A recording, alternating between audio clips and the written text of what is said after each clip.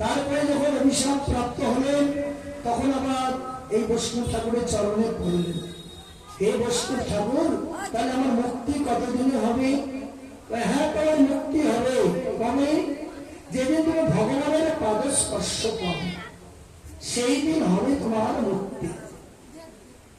যার জন্য ভগবান যখন গোচারণে গিয়েছিল ধেনুবৎস নিয়ে, মধ্যাহ্ন সময় জল তৃষ্ণায় কাতর হয়ে ধেনুবৎসবান ওই কালী হরদে জলপান করতে গিয়েছিল। জলপান করতে গিয়ে তারা প্রাণ ত্যাগ করলো, তখন ভগবান তাদেরকে আবার পুনর্জীবিত করলেন, বাঁচিয়ে দিলেন। দেখেন ভগবানের এত ক্ষমতা। তো তখনই সখারা কেঁদেছিল, বলেছিল যে সখারে, তুই না আমার জীবন, তুই না আমার মৃত্যু। হ্যাঁ, তোর জন্যই আমরা সবাই বেঁচে আছি, নইলে প্রাণে সবাই মরে যেতাম। তুই আছিস বলে আমরা আছি, আর তুই যেদিন দেহ ছেড়ে চলে যাবি সেই দিনই তো আমরা মৃত্যু দেহ ধারণ করি। তাই আমরা মরে গিয়েছি বিষ জল পান করে, তুই আবার এসে আমায় জীবিত করে দিবি। তাই তুই এবার সবকিছু, এই কথা বলতে। তাই এবার সখাদের এই দৃশ্য দেখে ভগবান কালীরাগের মস্তকের উপর ঝাঁপ মারেন কদম্ব বৃক্ষের ডালে উঠে। আর সেই ভগবানের পদস্পর্শ পেয়ে ভগবান যখন তার মাথায় নৃত্য করতে শুরু করলেন, ভগবানের পদস্পর্শ পেয়ে কালীরাগ শেষেতে প্রাণ ত্যাগ করলেন। প্রাণ ত্যাগ করে এবার ভগবানের পদস্পর্শ যে পেয়েছিল, ভগবানের হাতে তার মৃত্যু হলো। এবার তিনি গোলকে চলে গেলেন ভগবান নিত্যধামে। জয় রাধা কৃষ্ণ।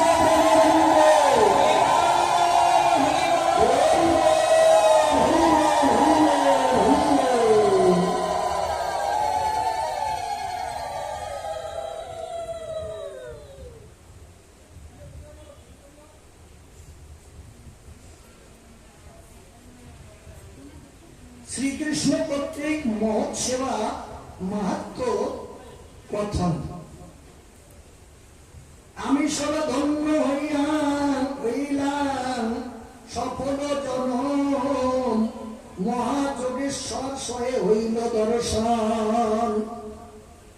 ভগবান বলছে যে আমার জনম ধন্য হইল।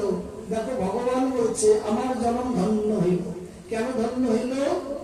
আজকে মহাযোগেশ্বর গণের এই যে মুনি ঋষিদের আমরা দর্শন পেয়েছি। তাহলে দেখো ভগবান এই কথা বলে, মুনি ঋষিদের দর্শন লাভ করে ভগবান বলছে আমাদের জনম ধন্য হইল। হ্যাঁ, তাহলে আমরা কেন বলবো না? আমাদের আরো বিশেষ প্রয়োজন। আমরা মহাপাপিষ্ঠ জীব, আমাদের আরো বিশেষ প্রয়োজন। আমরা যদি সাধুগুরু বৈষ্ণবের সঙ্গ করতে পারি, দর্শন করতে পারি, আমাদের জনম সার্থক। সাধু জন দর্শন দেবের দুর্লভ, ভাগ্যে আজি ঘটে হেন অখিল সম্পদ। সাধুগুরু বৈষ্ণবের দর্শন করা বলছে এখানে দুর্লভ, দেবেরও দুর্লভ, দেবতাদেরও দুর্লভ। দেবতারাও আসে সাধু সঙ্গ করার জন্য, সাধুগুরু বৈষ্ণবের দর্শন করার জন্য। আজকে সমস্ত দেবদেবীরা এখানে এসেছে, ভাগবতে বলছি। হ্যাঁ, সমস্ত দেবদেবী এসেছে, সমস্ত তীর্থ এসেছে, সমস্ত মুনি ঋষি এসেছে, সমস্ত ভক্তরা এসেছে। এই জন্য ভাগবত সভা, এই যে পরীক্ষিত প্রয়াণ, এটা খুবই গুরুত্বপূর্ণ।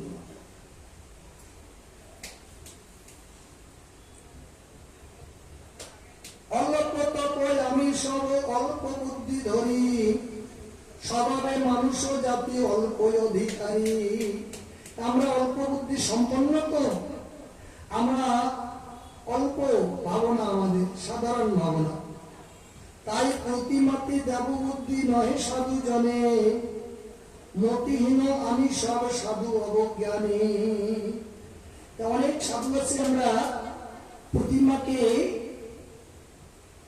দেবতা মূর্তিকে আমরা অনেকে, অনেক সাধু অত শ্রদ্ধা করে না। মানে গোবিন্দকে শ্রদ্ধা করে, দেবতাদের অত শ্রদ্ধা করে না। কিন্তু না, দেবতাদেরকে শ্রদ্ধা করতে হয়, কাহাকেও অবজ্ঞা করতে নেই।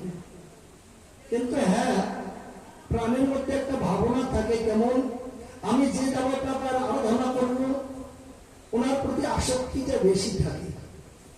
যে যার আরাধনা করে ওই দেবতাটার উপর বেশি বিশ্বাস থাকে, শ্রদ্ধা ভক্তি থাকে। কিন্তু তার মধ্য দিয়ে সবাইকে মানতে হবে, সবাইকে শ্রদ্ধা করতে হবে। কারো নিন্দা করা যাবে না, কাউকে অশ্রদ্ধাও করা যাবে না।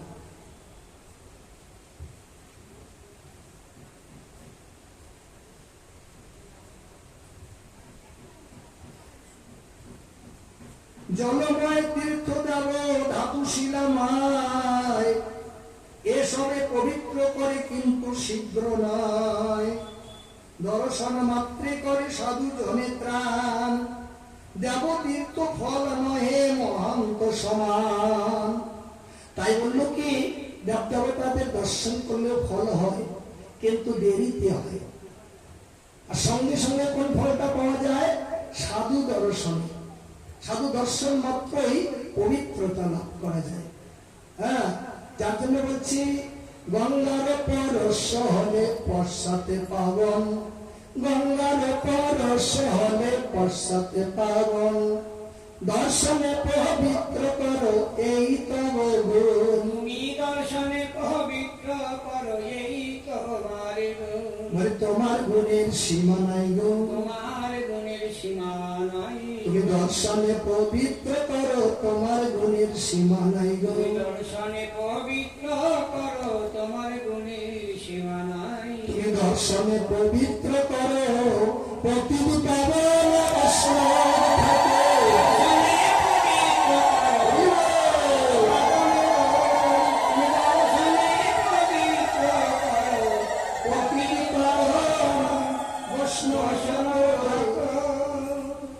বৈষ্ণবকে দর্শন মাত্র পবিত্রতা লাভ করে, দর্শন পরশনে পবিত্রতা লাভ করা যায়।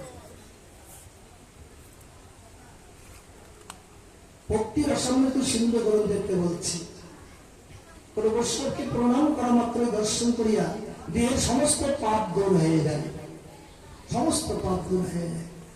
এমনই গুরুত্বপূর্ণ।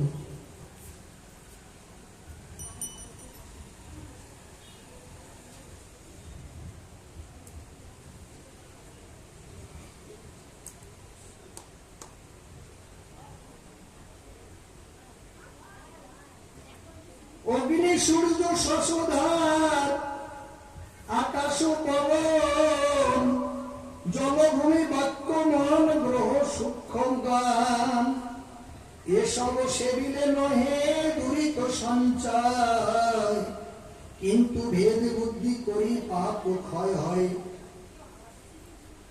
করে পাপ ক্ষয়। তিলেক মহান্ত সেবা যদি মাত্র করে, অশেষ দুরিত দুঃখ সেই ক্ষণে হরে। সাধুগুরু বৈষ্ণবের সেবাখানি তিল মাত্র যদি করে অল্প, তাহলে তাতেই হচ্ছে মহামহা মহাময়া মহামহা পাপ থেকে সে পরিত্রাণ পায়। যার অল্প বুদ্ধি হয় মৃত্যুকালে বলে, বাতবিত্ত শ্লেষ্মা তিন ধাতু মাত্র ধরে, পুত্র মিত্র কলত্র আপন করি মানে, মৃন্ময়ী প্রতিমা যাব এই মাত্র জানে, জলে মাত্র তীর্থ বুদ্ধি নাহি সাধু জনে, এসব গোখর কিবা গর্ধব সমানে। কৃষ্ণের বচন শুনি মহামণিগণ, নিঃশব্দে রহে সবে বুদ্ধি হইল ভ্রম। তাই বলছি জলমাত্রেই যে গঙ্গা, অনেকেরই ভেদ বুদ্ধি, জলমাত্রে কি গঙ্গা হইতে পারে না? জলমাত্রেই গঙ্গা। জল যদি আমরা হাতে নিয়ে আমরা আপন সপ্তগঙ্গাকে আহ্বান করি, সঙ্গে সঙ্গে জল পবিত্র হয়ে যায়। তার মানে জলমাত্রেই গঙ্গা। এই জন্য নদ নদীতে স্নান করতে গেলে গঙ্গাসাগর স্নান করে না, গঙ্গা মেলাতে অষ্টমী মেলা যে হয়, গঙ্গাতে স্নান করতে গেলে মনে রাখতে হবে সব সময়, কি মনে রাখতে হবে? সোজাসুজি গিয়ে পা নামিয়ে দেওয়া যাবে না। পা নামিয়ে দিলে আগে অপরাধ হয়ে যাবে। গঙ্গাতে স্নান করলে তো পুণ্য হয়, পুণ্য হওয়া তো দূরের কথা, তার মহা পাপ হয়ে যাবে। আগে প্রণাম করতে হবে, প্রণাম করে জলটা আগে মাথায় নিয়ে তারপরে স্নান করতে নামতে হবে, তাহলে পুণ্য হবে। কেন জানেন? এই গঙ্গা শিব ঠাকুরের জটা থেকে আসতেছে। এই গঙ্গাকে, গঙ্গা তো দেবতা, ইনি আবার ওই শান্তনু রাজার সহধর্মী। বিষ্ণুদেবের মা, বাবার নাম শান্তনু রাজা, মায়ের নাম গঙ্গা দেবী। এই গঙ্গা ভগবানের হৃদয় থেকে সৃষ্টি হয়েছে। কত কথা বলতে যাবো না। দেবলোকে একদিন বৈষ্ণব সেবা হয়েছিল, দেবলোকে বৈষ্ণব সেবা হয়েছিল। বৈষ্ণব সেবাতে গোবিন্দের ভোগের রান্না কে করবে? তখন দেবতারা সিদ্ধান্ত করলেন কাকে দিয়ে ভোগের রান্না করাবেন। কেউ বললেন যে মা মনসা রান্না করবে, বা আরো অন্য কোন দেবতার কথা বললেন। তারপরে শেষে সিদ্ধান্ত নিলেন না, ওই গঙ্গা দেবী উনি দেবলোকে বৈষ্ণব সেবা রান্না করলেন, এই সিদ্ধান্ত করলেন। তাই গঙ্গাকে নিমন্ত্রণ করতে কে যাবে? নিমন্ত্রণ করার দায়িত্ব নিলেন শিব ঠাকুর, যে আমি যাব নিমন্ত্রণ করতে। ঠিক আছে, শিব ঠাকুর যখন নিমন্ত্রণ করতে গেলেন শান্তনু রাজার কাছে, যে রাজামশাই স্বর্গলোকে বৈষ্ণব সেবা হবে দেবলোকে, তাই গঙ্গাকে নেওয়ার জন্য এসেছি, উনি বৈষ্ণব সেবাতে রন্ধন করবেন। এই কথা শুনে রাজা খুশি হলেন। ঠিক আছে, নিয়ে যাও গঙ্গাকে, কিন্তু আমার একটি কথা রাখতে হবে। কি কথা? এই গঙ্গাকে নিয়ে যাবে, আবার সূর্য অস্ত না হতেই গঙ্গাকে কিন্তু তাড়াতাড়ি পৌঁছিয়ে দিবে। আর সূর্য অস্ত গিয়ে যদি নিয়ে আসো গঙ্গাকে, তাহলে কিন্তু আমি গ্রহণ করব না। এই কথা বললেন শিব ঠাকুরকে। শিব ঠাকুর বললেন ঠিক আছে। তারপরে গিয়ে বৈষ্ণব সেবাতে রান্না করলেন দেবলোকে। রান্না যখন হয়ে গেল, মুনি ঋষিদের, ভক্তদের, দেবতাদের সকলের সেবা হলো, সবাই মহাপ্রসাদ পেলেন। এদিকে আস্তে আস্তে শিব ঠাকুর কি করলেন, উনি প্রসাদ দিয়ে গিয়ে ওই সিদ্ধি খেতে বসেছে ভক্তদের নিয়ে, সাথী সঙ্গে নিয়ে সিদ্ধি খেতে বসেছে। সিদ্ধি খেতে খেতে এদিকে সূর্যদেব অস্ত হতে চলেছে। গঙ্গা তো উনিও জানেন আমাকে আগেই যেতে হবে, দেখি সূর্য অস্ত যাচ্ছে। তাড়াতাড়ি গঙ্গা নিজে এসে শিব ঠাকুরকে বললেন, ঠাকুর তোমার সঙ্গে কথা আছে কি? দেখো তো সূর্য অস্ত হতে চলেছে। এই শিব ঠাকুর আর দেরি করলেন, চলো চলো চলো তাড়াতাড়ি। এবার কি করলো, অর্ধ রাস্তা আস্তে আস্তে সূর্যদেব অস্ত হয়ে গেল। যখন অস্ত হয়ে গেল, এই গঙ্গাকে যখন পৌঁছিয়ে দিল মহারাজার কাছে, মহারাজ এই গঙ্গা দেবীকে আর গ্রহণ করলেন না। তোমার সঙ্গে কথা ছিল কি, সূর্য অস্তের আগে পৌঁছিয়ে দিতে হবে। সূর্য অস্ত গিয়ে তো পরে যদি পৌঁছে দাও, আমি কিন্তু গ্রহণ করব না। তাই মহারাজ আর গ্রহণ করলেন না। তখন আবার ফিরে নিয়ে চলে আসলেন। এসে দেব সমাজে বলছে এই এই পরিস্থিতি, রাজামশাই তো গঙ্গাকে আর রাখলেন না, এখন কি হবে? তখন সমস্ত দেবতারা বলছে, তাহলে এটাকে কে রাখতে পারবে? এরকম তো কেউ নেই, তাহলে তোমাকেই রাখতে হবে। তখন শিব ঠাকুর এই মা গঙ্গা দেবীকে মা বলে সম্বোধন করলেন। ঠিক আছে, ওরা পতিতা বলে যখন এটাকে রাখলো না, তাহলে এটাকে আমি মা বলে সম্বোধন করলাম। এটাকে মাতৃরূপে আমার মস্তকে নিয়ে আমি এই ত্রিভুবন আমি পর্যটন করব। তখন শিব ঠাকুর ওনার মাথার উপরে রাখলেন, যার জন্য এই গঙ্গা, এই জগতে যেই দিন গঙ্গা পূজা হয়, স্নান আদি হয়, সেদিন ওনার মস্তক থেকে জটা দিয়ে এই দিকে বেরিয়ে আসে। যার জন্য গঙ্গা স্নান করতে গেলে ফট করে গিয়ে পা নামিয়ে দেওয়া যায় না, অপরাধ। আগে প্রণাম করতে হয়, তারপরে স্নান করতে হয়, তবে পূর্ণ হবে। জয় রাধা কৃষ্ণ প্রেমানন্দ।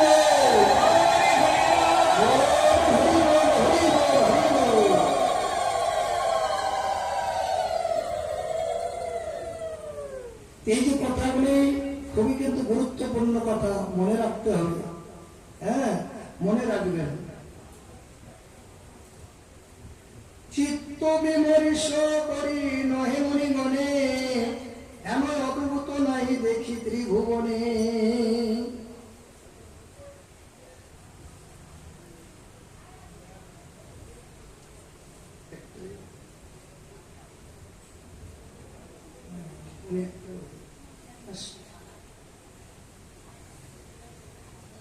ত্রিজগত গুরু হরি দেব শিরোমণি, লোক বুঝাইতে প্রভু বলে হেন মানি। আমি সবে বিমোহিত যার মায়া জালে, মহাযোগেশ্বর হয়া ভ্রময়ে সংসারে। আপনা আচ্ছাদে প্রভু নরলীলা করি, তার মায়া ত্রিভুবনে কে বুঝিতে পারি। আপনে আপনা শির যে করে সংহার, আপনে পালন হরি করে আপনার। এক হরি বহু রূপ ধরে নানা নাম, সর্বজীবে বৈশ্য প্রভু সর্বত্র সমান। মাটির নির্মিত ঘর নানা প্রকার, ঘটপট সত্য নহে মাটি মাত্র সার। লোকবিড়ম্বন হেতু নরলীলা করে, কপট মানুষ মায়াকে বুঝিতে পারে। সম্প্রতি ভকত জন প্রতিকার হেতু, অপার সংসার সিন্ধু পরিত্রাণ সিধু। পুরুষ পুরাণ তুমি নরলীলা ধরো, বেদ পথ রক্ষা হেতু দ্বিজ ভক্তি করো। তোমার হৃদয়ে বেদে তপযোগময়, বেদমুখী সুবাস শুভ এসব নির্ণয়। হেন বেদে ব্রাহ্মণের মুখী উৎপত্তি, তে কারণে করো তুমি ব্রাহ্মণ ভক্তি। সফল জন্ময়াদি সফল জীবন, সফল সমাধি যোগ সফল নয়ন। আজি কুলশীল আজি সে সফল তপ জ্ঞান, সর্বসিদ্ধি হইল আজি পরিপূর্ণ কাম। নম নম গোবিন্দ মাধব দামোদর, নম নম দেব দেব কৃষ্ণ যোগেশ্বর। আপন মায়াই তুমি আচ্ছাদ আপনা, নিগম নিগুর তুমি আপনার সীমা। এসব নির্পত্তি গণে তোমা নাহি জানে, আচুক আনেরও কাজ এই যদুগণে। একত্রে বসতি বা শয়ন ভোজন, তবু তত্ত্ব না জানিল যদু বৃঞ্চিগণ। হেন মায়া জানো তুমি প্রকৃতির পথ, তোমার মায়ায় না তো বঞ্চিত সকল। মানে মায়ার কারণে আমরা ভগবানকে বুঝতে পারি না। কেমন করে বুঝলো? তার জন্য দৃষ্টান্ত দিলে, ভগবানের সঙ্গে ভগবানের সখারা সবসময় বাস করত, কিন্তু ভগবান যে কত লীলা করতেছে চোখের সামনে সবাই দেখতেছি, অলৌকিক লীলা করতেছে, কিন্তু পরক্ষণাতে ভগবান আবার মায়া দেয়, দিয়ে আচ্ছাদন করে রাখে, সব ভুলে যায়। কিন্তু এই যে আমরা, এই যে আমরা এখানে হরি কথা শুনতেছি, ভগবানের কথাগুলি শুনতেছি, দেখতেছি, বসতেছি, তো ভগবান আছে, সাক্ষাৎ আছে। যখনই আমরা সংসারে প্রবেশ করবো সব ভুলে, হ্যাঁ সব ভুলে যাব। এখন কিন্তু বুঝতেছি, সকালেও এরকম কৃষ্ণের সাথে থাকতো, কৃষ্ণ চোখের সামনে দেখতো, বড় বড় অসুরকে এক ঘুষিতে মেরে ফেলতো, হ্যাঁ এরকম দেখতো। যেমন গিরি গোবর্ধন পর্বতখানা তুলেছিল কনিষ্ঠ গুলো, সবাই দেখতো, জানতো, পরক্ষণাতে মায়া দিত ভগবান, আবার ভুলে যেত। ভাবতো না কেউ যে কৃষ্ণ ভগবান, কৃষ্ণকে তখন মানুষ মনে করত। এইরকম আমাদেরও পরিস্থিতি, হ্যাঁ।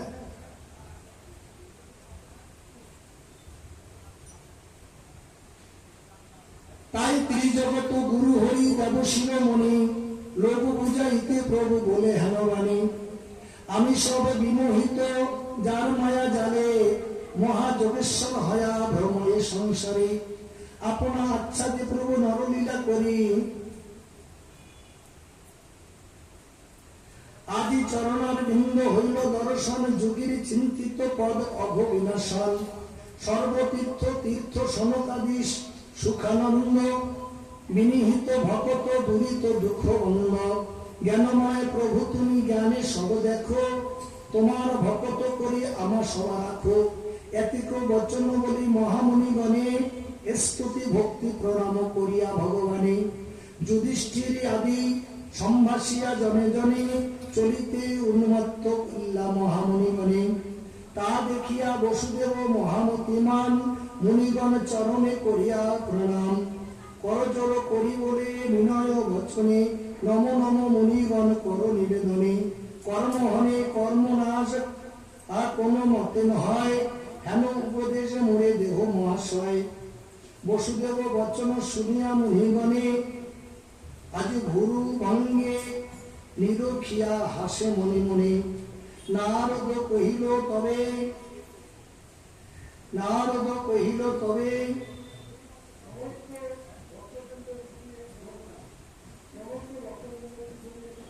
এ কোন বিচার।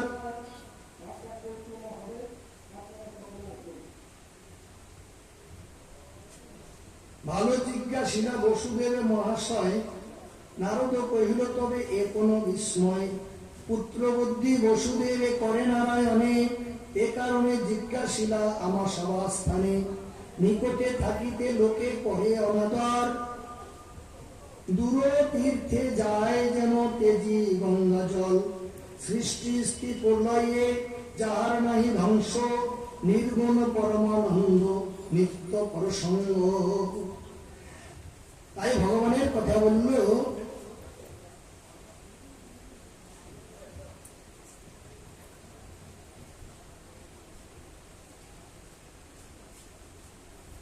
ভগবানকে লাভ করলেন মা যশোদা একমাত্র ভক্তির মাধ্যমে। এমন ভক্তি লাভ করেছিলেন মা যশোদা, 12 বৎসর অনাহারে তপস্যা করেছিলেন। 12 বৎসর, একদিন 2 দিন নয়। আমার তো মাসে 2টা একাদশী পড়ে, তাই উপবাস করি না, তাই না? করতে চাই না।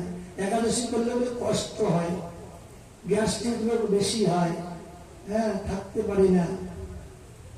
আর মা যশোদা নন্দ মহারাজ 12 বৎসর অনাহারে তপস্যা করেছিল। 12 বৎসর, এই ভাগবতে বলছে। কি খেয়ে থাকতো 12 বৎসর?